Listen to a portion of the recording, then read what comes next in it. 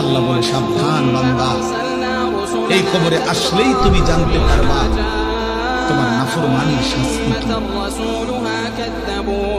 সুম্মা কাল্লা সাউফা তা'লামুন, আবারও জানতে পারবা হাসরের ময়দানে জাহান্নামের শাস্তি দিয়া তোমার নাফরমানির পরিণতি। দুইবার বলছেন আল্লাহ, একবার বলছে কবরে জানতে পারবা তোমার নাফরমানির শাস্তি কি, আরেকবার জাহান্নামে জানতে পারবা হাসরে তোমার নাফরমানির শাস্তি কি। সামান্য কয়টা বুট বেচতে বেচতে বেচারা এক ওয়াক্ত নামাজ পড়ে, কদ্দুর চা বেচে, দুটা বন বেচে, বেচারা এক ওয়াক্ত নামাজ পড়ে। একটা অটো চালায়, নামাজ পড়ে না। একটা সিএনজি চালায়, নামাজ পড়ে না।